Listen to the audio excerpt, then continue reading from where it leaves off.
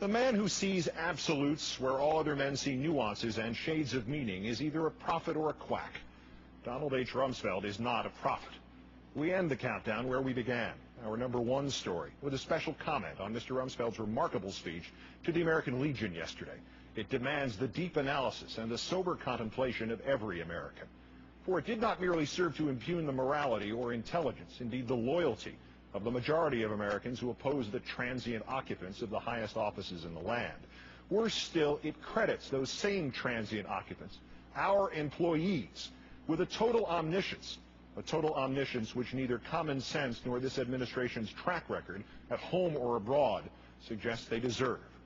Dissent and disagreement with government is the life's blood of human freedom, and not merely because it is the first roadblock against the kind of tyranny the men Mr. Rumsfeld likes to think of as his troops still fight this very evening in Iraq. It is also essential, because just every once in a while it is right, and the power to which it speaks is wrong. In a small irony, however, Mr. Rumsfeld's speechwriter was adroit in evoking the memory of the appeasement of the Nazis. For in their time, there was another government faced with true peril, with a growing evil, powerful and remorseless. That government, like Mr. Rumsfeld's, had a monopoly on all the facts. It too had the secret information. It alone had the true picture of the threat. It too dismissed and insulted its critics in terms like Mr. Rumsfeld's, questioning their intellect and their morality. That government was England's in the 1930s. It knew Hitler posed no true threat to Europe, let alone to England. It knew Germany was not rearming in violation of all treaties and accords. It knew that the hard evidence it had received, which contradicted its own policies, its own conclusions, its own omniscience, needed to be dismissed. The English government of Neville Chamberlain already knew the truth. Most relevant of all, it knew that its staunchest critics needed to be marginalized and isolated. In fact, it portrayed the foremost of them as a bloodthirsty warmonger who was, if not truly senile, at best morally or intellectually confused. That critic's name was Winston Churchill. Sadly, we have no Winston Churchills evident among us this evening. We have only Donald Rumsfelds, demonizing disagreement the way Neville Chamberlain demonized Winston Churchill. History and 163 million pounds of Luftwaffe bombs over England have taught us that all Mr. Chamberlain had was his certainty and his own confusion, a confusion that suggested that the office can not only make the man, but that the office can also make the facts. Thus did Mr. Rumsfeld make an apt historical analogy, accepting the fact that he has the battery plugged in backwards. His government, absolute and exclusive in its knowledge, is not the modern version of the one which stood up to the Nazis. It is the modern version of the government of Neville Chamberlain. But back to today's omniscient ones. That about which Mr. Rumsfeld is confused is simply this. This is a democracy, still, sometimes just barely. And as such, all voices count, not just his. Had he or his president perhaps proven any of their prior claims of omniscience, about Osama bin Laden's plans 5 years ago, about Saddam Hussein's weapons 4 years ago, about Hurricane Katrina's impact 1 year ago, we all might be able to swallow hard and accept their omniscience as a bearable, even useful recipe of fact plus ego. But to date, this government has proved little besides its own arrogance and its own hubris. Mr. Rumsfeld is also personally confused, morally or intellectually, about his own standing in this matter.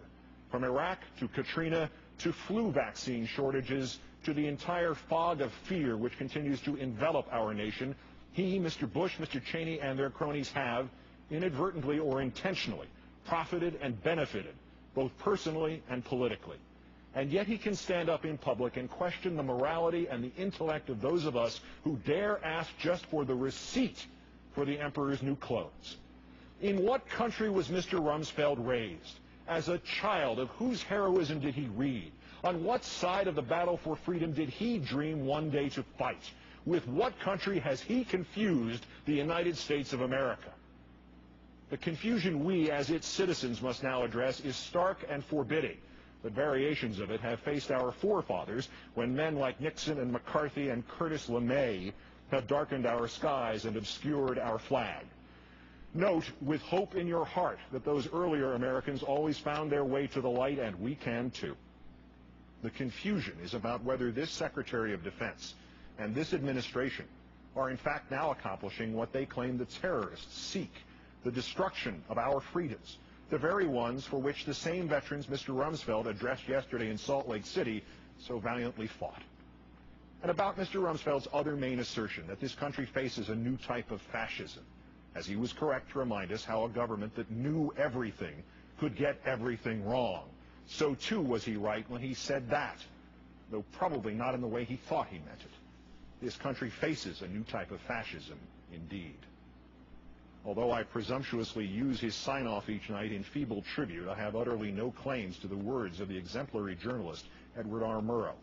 But never in the trial of 1,000 years of writing could I come close to matching how he phrased a warning to an earlier generation of us, at a time when other politicians thought they, and they alone, knew everything, and branded those who disagreed confused or immoral.